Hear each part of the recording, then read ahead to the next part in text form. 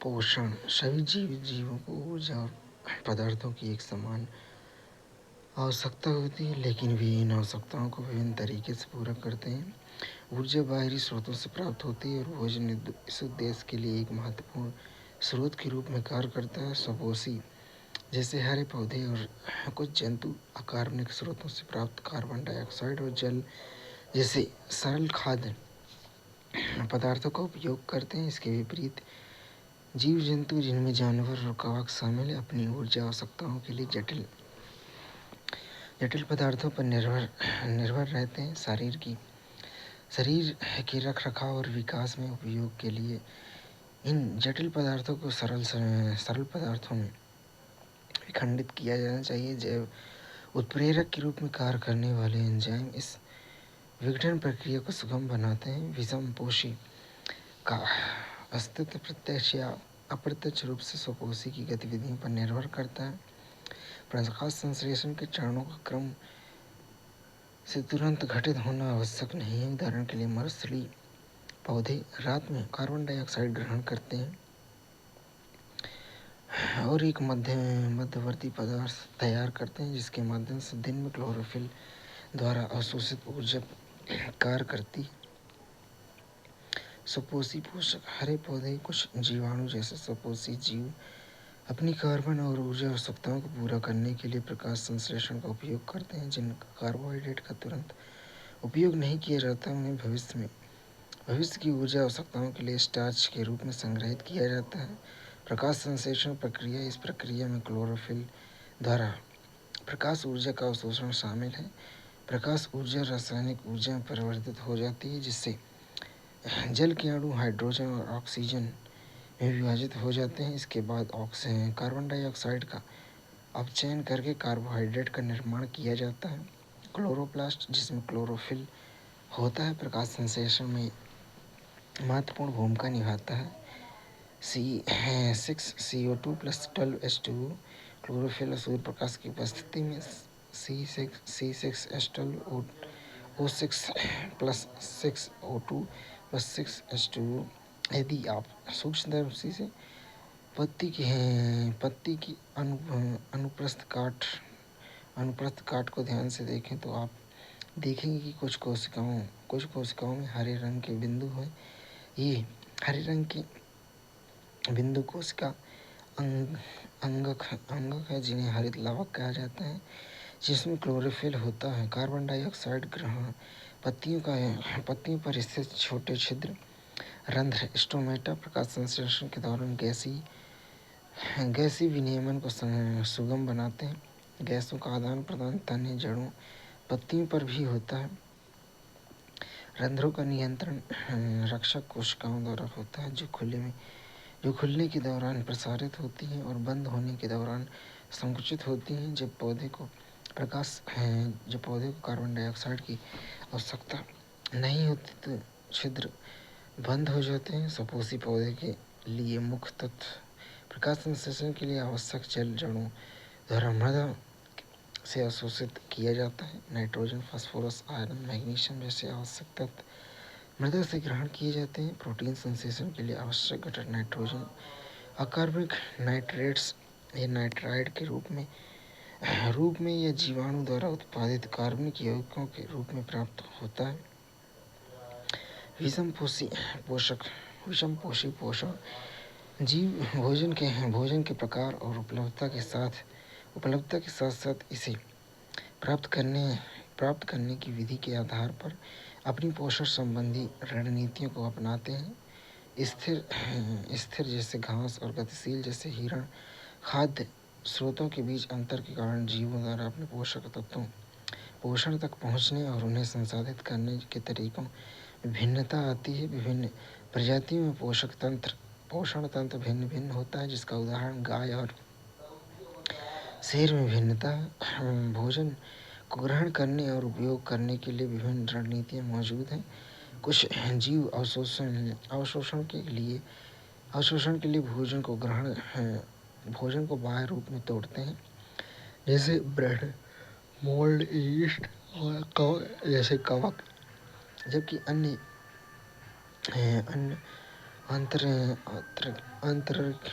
आंतरिक रूप से संपूर्ण पदार्थ को संसाधित करते हैं। पदार्थों के ग्रहण करने, उन्हें विखंडित करने की क्षमता जीव की रासायनिक संरचना और कार्यप्रणाली पर निर्भर करती है। हालांकि इसके अतिरिक्त कुछ जीव परजीवी पोषक रणनीतियाँ अपनाते हैं तथा पौधों या जीवों को बिना नुकसान पहुँचाए पोषण प्राप्त करते हैं, जैसे कि अमरबेल, टिक्स, जोंक, टेपवर्म जैसे उदाहरणों में देखा जा सकता है। यह विविधता पोषण के क्षेत्र में जीवों की उनके पर्यावरण के प्रति अनुकूलता को उजागर करती है। पोषण प्राप्त करने वाले जीव पोषण प्राप्त करने के लिए विभिन्न तरीकों का उपयोग करते हैं और उनके पाचन तंत्र तदनुसार भिन्न होते हैं। अमीबा जैसे एकल कोशिका वाले जीवों में पूरी तरह भोजन के सेवन में काम आ सकती है। जैसे जैसे जीव अधिक जटिल होते जाते हैं, विशिष्ट कार्य करने के लिए विशेष अंग उभर कर सामने आते हैं। उदाहरण के लिए अमीबा भोजन धनिका बनाने के लिए कोशिका की सतह के अस्थायी विस्तार का उपयोग करते हैं। वहाँ जटिल पदार्थ सरल पदार्थों से टूट जाते हैं। इसके बाद पोषक तत्व कोशिका द्रव्य में फैल जाते हैं, जबकि अपचित पदार्थ कोशिका की सतह के बाहर निकल जाते हैं। एक अन्य कोशिकीय जीव पैरामीशियम में कोशिका पर एक विशिष्ट स्थान भोजन सेवन के लिए निर्दिष्ट किया जाता है। कोशिका के सतह को आवृत करने वाली सतह सीढ़ियाँ इस स्थान पर भोजन की आवाजाही को सुविधाजनक बनाती है, जो जीवों के पोषण संबंधी रणनीतियों में अनुकूलन क्षमता को प्रदर्शित करती है। मानव में पोषण आहार नाल और खाद्य श्रृंखला। आहार नाल मुख से गुदा तक एक लंबी नली है जो अलग अलग कार्यों के लिए विभिन्न क्षेत्रों में विभाजित होती है। भोजन के छोटे एक समान कणों में बदलने के लिए इस प्रसंस्करण से गुजरना पड़ता है, जिसकी शुरुआत दांतों द्वारा पिसाई से होती है। लार में एमाइलेज नामक एंजाइम होता है जो जटिल स्टार्च को सरल शर्करा में तोड़ देता है। क्रमाकुंचन गति और आमाशयी पाचन। क्रमाकुंचन गति पाचन नली के साथ लयबद्ध संकुचन भोजन को आगे बढ़ाती है। भोजन मुंह से ग्रास नली के माध्यम से होते हुए आमाशय तक जाता है। पेट में आमाशयी ग्रंथियाँ हाइड्रोक्लोरिक अम्ल पेप्सिन श्लेष्म निर्मित करती हैं। हाइड्रोक्लोरिक अम्ल प्रोटीन के पाचन में पेप्सिन की सहायता करता है और श्लेष्म आमाशय की परत की रक्षा करता है। आमाशय में छोटी आंत में गमन स्फिंक्टर मांसपेशी आमाशय में छोटी आंत में भोजन की निर्मुक्ति को नियंत्रित करती हैं। छोटी आंत जो व्यापक कुंडलित होती है की लंबाई जीवों में उनके आहार के आधार पर भिन्न होती है। शाकाहारियों में सेल्यूलोज पाचन के लिए लंबी आंतें होती हैं, जबकि बाघ जैसे मांसाहारी जीवों की आंतें छोटी होती हैं। छोटी आंत का पाचन और अवशोषण। छोटी आंत कार्बोहाइड्रेट, प्रोटीन और वसा के पूर्ण पाचन के लिए प्राथमिक स्थल है। यकृत और अग्नाशय से स्रावित पदार्थ आमाशय की अम्लीय सामग्री को निष्क्रिय कर देते हैं। यकृत से पित्त वसा को पायसीकृत करता है, जिसमें एंजाइम क्रिया में सुविधा होती है। अग्नाशय ट्रिप्सिन और लाइपेज जैसे पाचन एंजाइमों का स्राव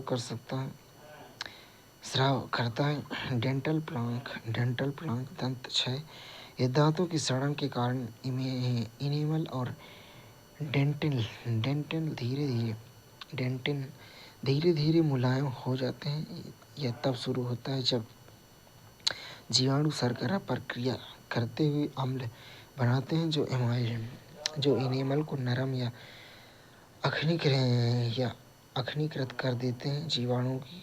जीवाणु की कोशिकाओं के समूह भोजन के कणों के साथ मिलकर दांतों में से चिपक जाते हैं और डेंटल प्लांक का निर्माण करते हैं। लार अम्ल को अप्रभावी करने के लिए दांतों की सतह तक नहीं पहुंच पाती है, क्योंकि प्लांक दांतों को ढक लेता है और खाने के बाद दांतों को ब्रश करने से जीवाणु द्वारा अम्ल बनाने से पहले प्लांक हट जाता है। अगर इसका उपचार न किया जाए तो सूक्ष्मजीव पल्प का आक्रमण कर सकते हैं, जिससे सूजन और संक्रमण हो सकता है। बाह्य आंत बृहदांत और अपशिष्ट निष्कासन। बिना अवशोषित भोजन वाली आंत बृहदांत से चला जाता है, जहाँ जल का अवशोषण होता है। अपशिष्ट पदार्थ गुदा के माध्यम से निष्कासित किया जाता है, जिसमें गुदा संकोचन, एनल स्फिंक्टर द्वारा नियंत्रित किया जाता है। श्वसन, कोशिकीय श्वसन और ऊर्जा संश्लेषण। जीव भोजन सामग्री से ऊर्जा प्राप्त करने के लिए कोशिकीय श्वसन के लिए विभिन्न मार्गों का उपयोग करते हैं। ग्लूकोज का पाइरूवेट 3 कार्बन वाले अणु में विखंडन सामान्य प्रारंभिक चरण है, जो कोशिका द्रव्य में होता है। इसके अलावा पाइरूवेट को इथेनॉल और कार्बन डाइऑक्साइड में परिवर्तित किया जा सकता है। यह प्रक्रिया खमीर के किण्वन के दौरान होती है। चूँकि यह प्रक्रिया वायु ऑक्सीजन की अनुपस्थिति में होती है, इसलिए इसे अवायवीय श्वसन कहा जाता है। ऑक्सीजन का उपयोग करके पाइरूवेट का विघटन माइटोकॉन्ड्रिया में होता है। इस प्रक्रिया में 3 कार्बन वाले पाइरूवेट अणु को तोड़कर कार्बन डाइऑक्साइड के 3 अणु बनाए जाते हैं। इसका दूसरा उत्पाद जल है। चूँकि यह प्रक्रिया वायु ऑक्सीजन की उपस्थिति में होती है, इसलिए इसे वहनीय श्वसन कहा जाता है, जिससे अधिक ऊर्जा प्राप्त होती है। अवायवीय श्वसन और लैक्टिक अम्ल का निर्माण। अवायवीय श्वसन में पाइरूवेट लैक्टिक अम्ल में परिवर्तित हो सकता है, जिससे ऑक्सीजन की कमी होने पर मांसपेशियों में ऐंठन हो सकती है। कोशिकीय श्वसन के दौरान मुक्त ऊर्जा तुरंत ही एटीपी का संश्लेषण करती है, जो कोशिकीय गतिविधियों को ईंधन प्रदान करने के लिए महत्वपूर्ण अणु है। वायवीय श्वसन और ऑक्सीजन निर्भरता। वायवीय जीवों को कुशल वायवीय श्वसन प्रक्रिया के लिए पर्याप्त ऑक्सीजन की आवश्यकता होती है, जिससे अधिक ऊर्जा निकलती है। पौधे रंध्रों के माध्यम से गैसों द्वारा आदान प्रदान करते हैं, जिसमें कार्बन डाइऑक्साइड और ऑक्सीजन के प्रसार के लिए वायु के साथ संपर्क सुनिश्चित होता है। विचारणीय बिंदु है कि एटीपी अधिकांशतः कोशिकीय प्रक्रियाओं के लिए ऊर्जा मुद्रण श्वसन प्रक्रिया के दौरान जारी ऊर्जा का उपयोग एडीपी और अकार्बनिक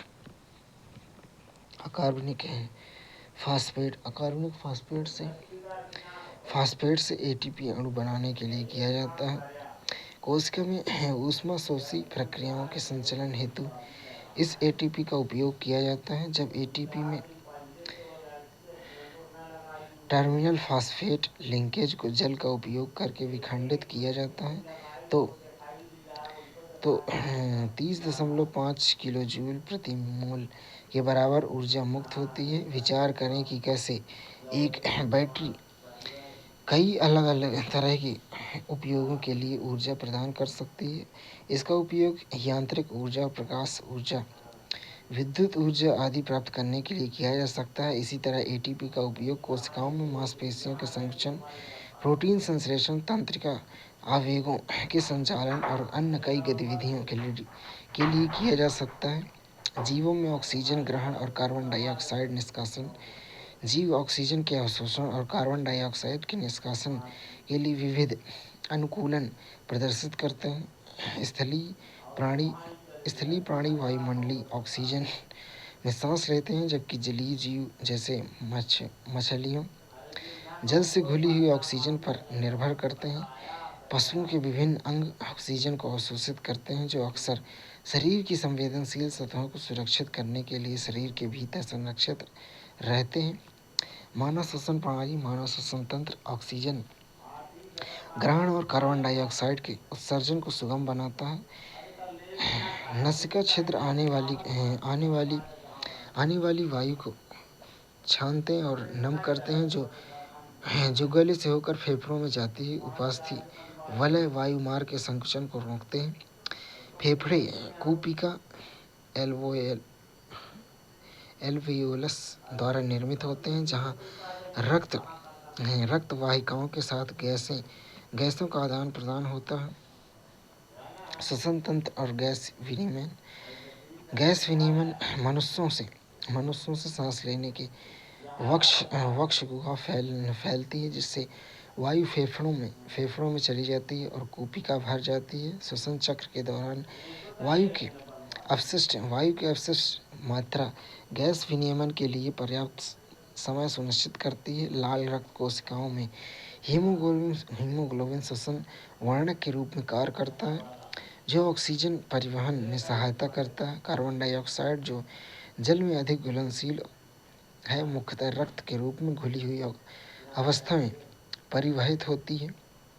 विचारणीय बिंदु है कि फेफड़ों का कैंसर विश्व में होने वाली मौतों में सबसे आम कारणों में से एक है। श्वसन पथ के ऊपरी हिस्सों में छोटे छोटे रोम जैसी संरचनाएं होती हैं, जिन्हें सिलिया कहते हैं। ये सिलिया सांस के साथ अंदर जाने वाली वायु से कीटाणुओं, धूल और दूसरे हानिकारक कणों को हटाने में मदद करते हैं। धूम्रपान इन रोमों को नष्ट कर देते हैं, जिसके कारण कीटाणु, धूल, धुआं और दूसरे हानिकारक रसायन फेफड़ों में प्रवेश कर जाते हैं और संक्रमण, खांसी, यहाँ तक कि फेफड़ों में कैंसर का कारण बनते हैं।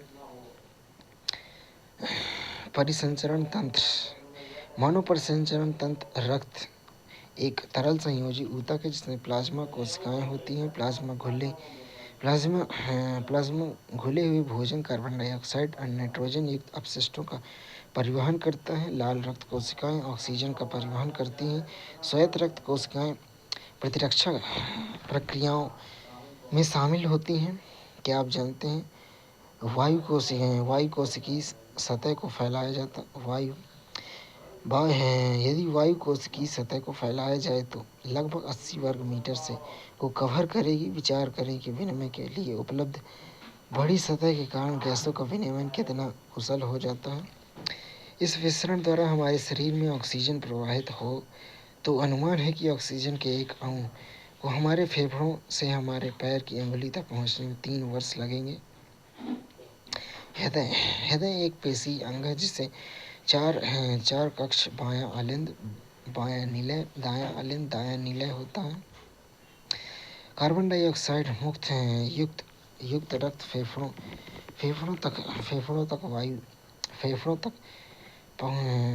तक पहुंचाना होता है, ताकि कार्बन डाइऑक्साइड को हटाया जा सके। फेफड़ों से ऑक्सीजन युक्त रक्त को हृदय में वापस लाया जा सके। फिर इस ऑक्सीजन युक्त रक्त को शरीर के बाकी हिस्सों में पंप किया जाता है। अलिंद और निलय वाल्वों द्वारा समन्वित तरीके से संकुचित और शिथिल होते हैं। फेफड़ों से ऑक्सीजन युक्त रक्त हृदय के बाईं ओर पतली भित्ति वाले ऊपरी कक्ष बाएं अलिंद में आता है। जब ये रक्त एकत्रित कर रहा होता है तो बायां अलिंद शिथिल हो जाता है, फिर यह सिकुड़ता है, जबकि अगला पक्ष बायां निलय शिथिल हो जाता है, ताकि रक्त उसमें स्थानांतरित हो जाए। जब पेशी बायां निलय अपनी बारी से सिकुड़ता है तो रक्त शरीर में पंप किया जाता है। शरीर के ऑक्सीजन रहित रक्त दाईं ओर ऊपरी कक्ष दाएं अलिंद में आता है। जब यह शिथिल होता है तो दाईं अलिंद सिकुड़ता है, जिससे संबंधित निचला कक्ष दायां निलय फैलता है। यह रक्त को दाएं निलय में स्थानांतरित करता है, जो फिर शरीर में ऑक्सीजन के लिए फेफड़ों में पंप करता है।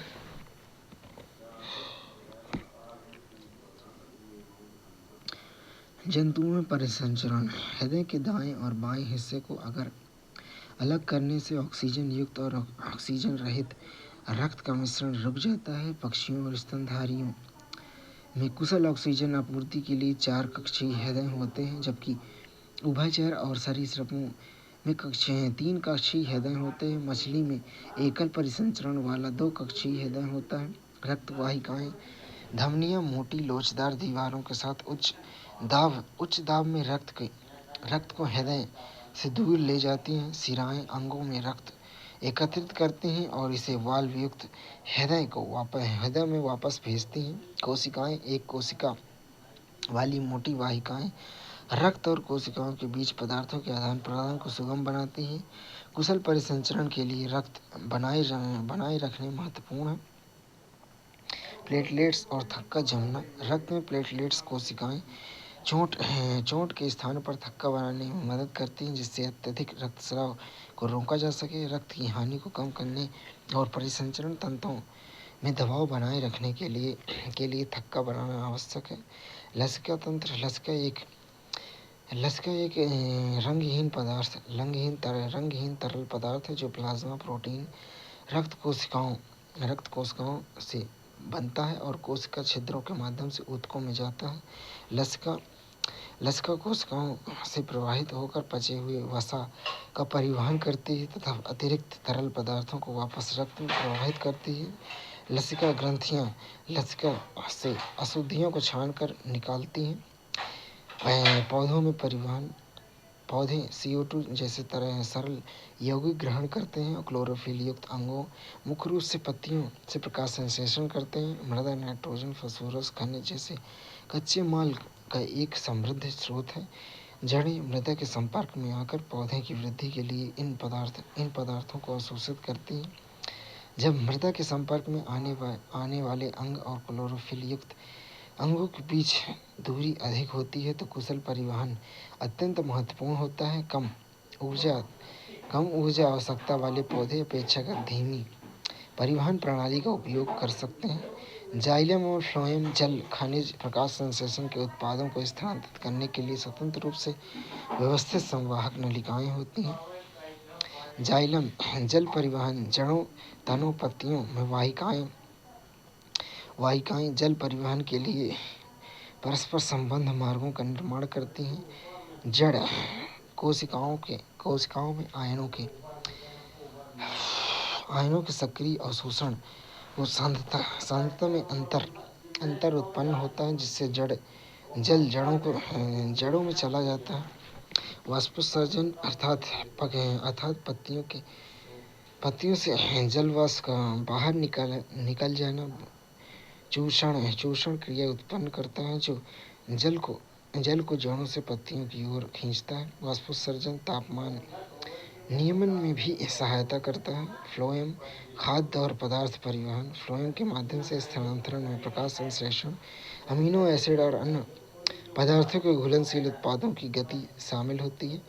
सहभागी कोशिकाओं की सहायता से सीव ट्यूब ऊपर और नीचे स्थानांतरण को सुगम बनाते हैं। जाइलम के विपरीत फ्लोएम में स्थानांतरण के लिए पदार्थ को स्थानांतरित करने और परासरणी दाब बढ़ाने के लिए ATP से ऊर्जा की आवश्यकता होती है। यह दाब पौधों की आवश्यकताओं के अनुसार पदार्थों को स्थानांतरित करने में मदद करता है, जैसे कलिकाओं को संग्रहित शर्करा को पहुंचाना। उत्सर्जन शरीर से हानिकारक चयापचय अपशिष्टों को निकालने की जैविक प्रक्रिया है। विभिन्न जीव उत्सर्जन के लिए विभिन्न रणनीतियों का उपयोग करते हैं। एक कोशिकीय जीव प्रायः शरीर के सतह से सरल विसरण का उपयोग करते हैं। बहुकोशिकीय जीव जैसे मनुष्य और पौधे उत्सर्जन के लिए विशेष अंगों या संरचनाओं का उपयोग करते हैं। मनुष्य उत्सर्जन तंत्र में गुर्दे मूत्र वाहिनियां मूत्राशय और मूत्र मार्ग शामिल होते हैं। गुर्दे वक्राणु के माध्यम से रक्त से यूरिया या यूरिक अम्ल जैसे अपशिष्ट उत्पादों को छानने। वक्राणु में वोमन संपुट से जुड़ी पतली भित्ति वाली रक्त कोशिकाएं होती हैं। निस्पंदन में सेल्यूलोज अमीनो अम्ल लवण और जल जैसे पदार्थों का चयनात्मक पुनः अवशोषण होता है। मूत्रवाहिका गुर्दे में मूत्राशय से जुड़ती है, जिससे मूत्र संग्रहित होता है। मूत्राशय तंत्रिका नियंत्रण के अंतर्गत मूत्र मार्ग के माध्यम से मूत्र निर्मुक्त करता है। पादपों में उत्सर्जन पादप उत्सर्जन के लिए विभिन्न विधियों का उपयोग करते हैं। प्रकाश संश्लेषण का उत्पाद ऑक्सीजन संवहन ऑक्सीजन श्वसन के दौरान निर्मुक्त होता है। अतिरिक्त जल वाष्पोत्सर्जन के माध्यम से समाप्त हो जाता है। अपशिष्ट उत्पादों को कोशिकी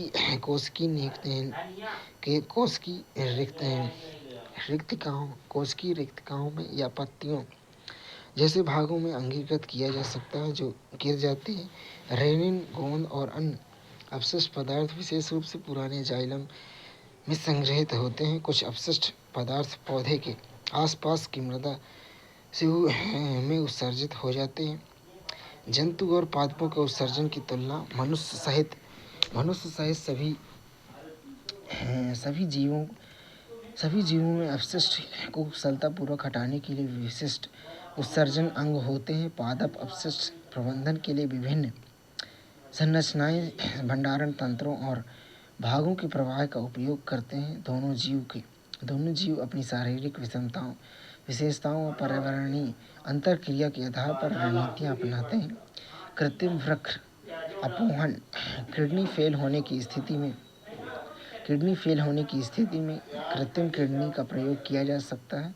कृत्रिम किडनी डायलिसिस के माध्यम से रक्त से नाइट्रोजन युक्त अपशिष्ट उत्पादों को निकालने का एक उपकरण है। कृत्रिम किडनी में अर्धपारगम्य झिल्ली वाली कई नलिका होती हैं जो डायलाइजिंग द्रव से भरे टैंक में लटकी हुई होती हैं। इस द्रव का परासरणी दाब रक्त के समान ही होता है। इसमें नाइट्रोजन युक्त अपशिष्ट नहीं होते हैं। रोगी के रक्त को इन नलिकाओं से गुजारा जाता है। इस मार्ग के दौरान रक्त के अपशिष्ट उत्पाद मिश्रण डायलाइजिंग द्रव में चले जाते हैं। शुद्ध रक्त को रोगी के शरीर में वापस पंप किया जाता है। यह किडनी के कार्य के समान है, लेकिन इसमें भिन्नता है क्योंकि इसमें पुनः अवशोषण शामिल नहीं होता है। आमतौर पर एक स्वस्थ वयस्क में किडनी के प्रारंभिक निस्यंदन प्रति लगभग 180 लीटर होता है। हालांकि वास्तव में उत्सर्जित मात्रा प्रतिदिन केवल 1 या 2 लीटर होती है क्योंकि शेष निस्यंदन गुर्दे की नलिकाओं को पुनः अवशोषित हो जाता है। अंगदान एक उदार कार्य है जिसमें किसी ऐसे व्यक्ति को अंगदान किया जाता है जो अंगों के कार्य न करने की समस्याओं से पीड़ित है। अंगदान दाता और उसके परिवार की सहमति से किया जा सकता है। कोई भी व्यक्ति, चाहे वह किसी भी उम्र या लिंग का हो, अंग और ऊतक दाता बन सकता है। अंग प्रत्यारोपण किसी व्यक्ति के जीवन को बचा सकता है तथा बदल सकता है। प्रत्यारोपण की आवश्यकता इसलिए होती है क्योंकि प्राप्तकर्ता का अंग क्षतिग्रस्त हो गया है या बीमारी या चोट के कारण विफल हो गया है। अंग प्रत्यारोपण में अंग को एक व्यक्ति अंगदाता से शल्य चिकित्सक द्वारा निकाला जाता है। दूसरे व्यक्ति प्राप्तकर्ता से प्रत्यारोपित किया जाता है। अंग प्रत्यारोपण में कॉर्निया, गुर्दे, हृदय, यकृत, अग्नाशय, फेफड़े, आंत और अस्थि मज्जा शामिल हैं। अधिकांश अंग और ऊतक दानदाता की मृत्यु के तुरंत बाद या जब डॉक्टर किसी व्यक्ति को ब्रेन डेड घोषित करता है तब होता है। लेकिन कुछ अंग जैसे कि गुर्दे, यकृत का हिस्सा, फेफड़े आदि और ऊतक दानदाता के जीवित रहते हुए भी दान किए जा सकते हैं। इसमें जीवित जीवों के रखरखाव कार्यों में शामिल जीवन प्रक्रियाओं को देखा। जीवों में गति केवल वृद्धि में ही जुड़ी नहीं होती, बल्कि यह पर्यावरण के प्रति प्रतिक्रिया भी होती है। यह नियंत्रित गति जीवित जीवित रहने के लिए महत्वपूर्ण है। यह जीव के अपने आसपास की घटनाओं को पहचानने और उन पर प्रतिक्रियाएं करने की क्षमता से जुड़ी हैं। इसे प्रायः करने के लिए जीवित जीव नियंत्रण और समन्वय के लिए विशेष ऊतकों का उपयोग करते हैं, जो बहुकोशिकीय जीवों में शरीर संगठन के समग्र सिद्धांत के अनुरूप होता है। जीवों में नियंत्रण और समन्वय तंत्रिका और मांसपेशियों के ऊतकों द्वारा सुगम बनाया जाता है। पर्यावरणीय उत्प्रेरकों का पता लगाने, प्रतिक्रिया करने में संवेदी अंगों में स्थिति ग्रहियों के साथ विशेष तंत्रिका कोशिकाएं शामिल होती हैं। तंत्रिका कोशिकाओं के द्रमिका डेंड्राइट के सिरे पर प्राप्त जानकारी एक रासायनिक प्रतिक्रिया को सक्रिय करती है, जिससे विद्युत आवेग उत्पन्न होता है। तंत्रिका आवेग संचरण। तंत्रिका आवेग एक सामान्य योजना का पालन करती है। सूचना डेंड्राइट सिरे पर प्राप्त होती जाती है। रासायनिक प्रतिक्रिया से विद्युत आवेग उत्पन्न होता है। आवेग डेंड्राइट से कोशिकीय भाग तक जाता है, जिसे अक्षतंतु के साथ उसके सिरे तक जाता है। अक्षतंतु सिरे पर रसायन निर्मुक्त होते हैं, जो सिनेप्स को पार करके अगले न्यूरॉन में समान आवेश प्राप्त करते। सिनेप्स आवेशों को अन्य कोशिकाओं जैसे कि मांसपेशी कोशिकाओं या ग्रंथियों तक संचरित करने की अनुमति देता है। तंत्रिका ऊतक संरचना कोशिकाओं या न्यूरॉन का एक संगठित नेटवर्क है। न्यूरॉन विद्युत आवेगों के माध्यम से सूचना का संचरण करने में विशेषज्ञ होते हैं। चित्र 14.15a में पहचाने जाने योग भागों के साथ एक न्यूरॉन दर्शाया गया है। डेंड्राइट सिरे पर सूचना की प्राप्ति अक्षतंतु के साथ विद्युत आवेग के रूप में सूचना का संचरण, आवेग का सिनेप्स कर आगे संचरण के लिए रासायनिक संकेत में रूपांतरण। समग्र कार्य की बात करें तो तंत्रिका ऊतक विद्युत आवेग के रूप में सूचना के प्रसारण को सक्षम बनाता है। आवेग न्यूरॉन के माध्यम से सूचना अधिग्रहण स्थल में प्रतिक्रिया स्थल जैसे कि मांसपेशी कोशिकाएं या ग्रंथियां तक यात्रा करते हैं। तंत्रिका ऊतक को समन्वित क्रिया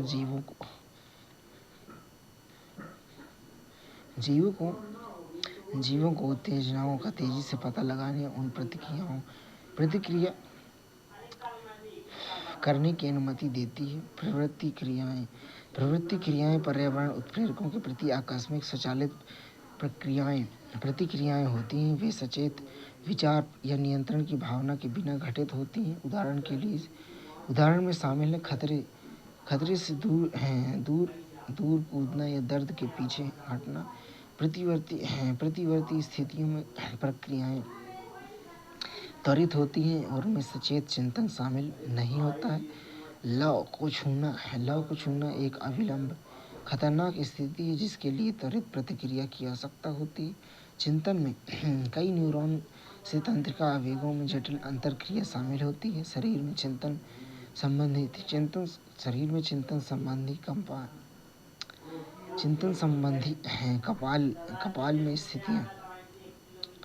कपाल में स्थित न्यूरॉन के सघन जाल द्वारा निर्मित होते हैं।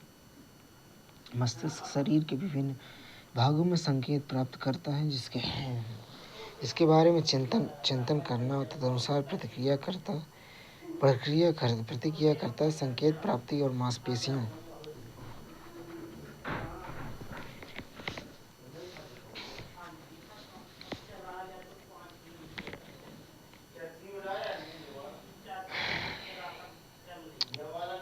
यदि चिंतन संकेत प्राप्ति और मांसपेशियों की गतिविधियों के निर्देश के लिए मस्तिष्क को शरीर के विभिन्न भागों में तंत्रिकाओं से जुड़ने की आवश्यकता होती है। यदि चिंतन में जटिल अंतरक्रिया शामिल है यदि चिंतन में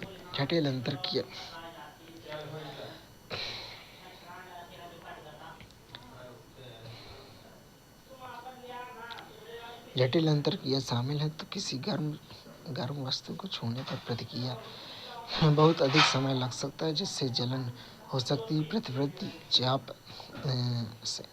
रिफ्लेक्स आर्क जटिल चिंतन में विलंब की समस्या के लिए एक डिजाइन समाधान है। प्रवृत्ति चाप उत्प्रेरक का पता लगाने वाली तंत्रिकाओं मांसपेशियों की गति को नियंत्रित करने वाली तंत्रिकाओं के बीच एक प्रत्यक्ष संबंध है। ये संबंध मेरुदंड में निर्मित होते हैं, जहाँ शरीर के विभिन्न हिस्सों में तंत्रिका मस्तिष्क तक पहुँचने के मार्ग में मिलती हैं। मेरुदंड प्रतिवर्ती चाप का निर्माण करती हैं, जिससे जटिल चिंतन की आवश्यकता के बिना त्वरित सूचना पहचान और प्रौद्योगिकी सम्मिश्रण त्वरित सूचना पहचान और आगत प्रतिक्रिया संभव हो सकती है। प्रतिवर्ती चाप जानवरों में त्वरित प्रतिक्रिया के लिए कुशल तंत्र के रूप में कार्य विकसित हुए। प्रतिवर्ती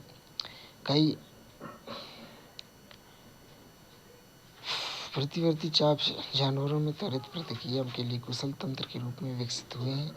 कई जीवों जिनमें चिंतन के लिए जटिल न्यूरॉन नेटवर्क की कमी होती प्रतिवर्ती चाप पर निर्भर करते हैं। जटिल न्यूरॉन नेटवर्क के साथ भी प्रतिवर्ती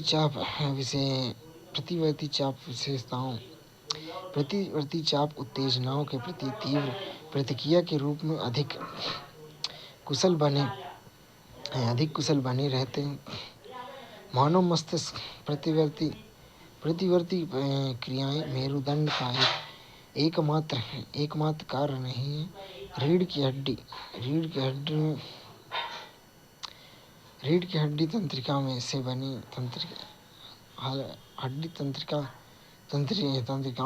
होती है।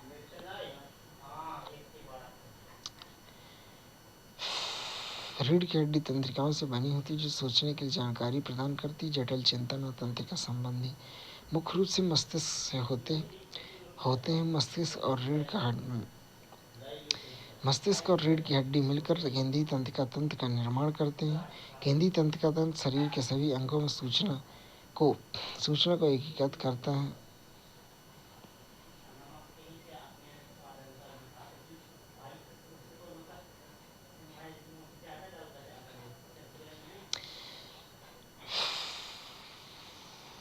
केंद्रीय तंत्रिका तंत्र के सभी अंगों की सूचना को एकीकृत करता है। परिधीय तंत्रिका तंत्र में मस्तिष्क से जुड़ी कपाल तंत्रिकाओं और रीढ़ की हड्डियों से जुड़ी मेरुरज्जु तंत्रिका शामिल होती है।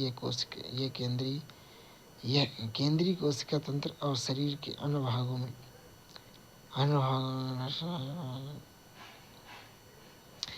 मस्तिष्क में 3 प्रकार की परिधीय तंत्रिका मस्तिष्क से जुड़ी कपाल तंत्रिकाएं, रीढ़ की हड्डी, मेरुरज्जु तंत्रिका शामिल होती है। यह केंद्रीय तंत्रिका तंत्र शरीर के अन्य भागों के बीच संचार को सुगम बनाता है। मस्तिष्क 3 प्रकार के होते हैं: अग्र मस्तिष्क, पश्चिम मस्तिष्क।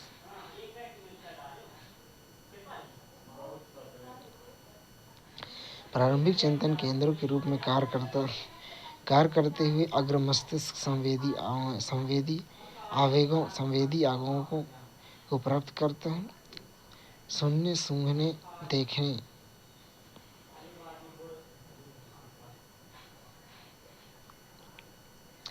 प्राथमिक चिंतन केंद्रों के रूप में कार्य करते हुए अग्र मस्तिष्क संवेदी आवेगों को प्राप्त करते हैं।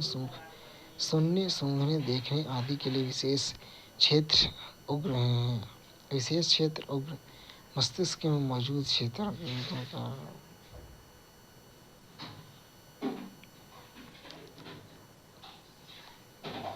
प्रतिक्रिया प्रक्रियाएं और शैक्षिक प्रक्रियाओं के बीच अनैच्छिक मांसपेशी गतिविधियां होती हैं।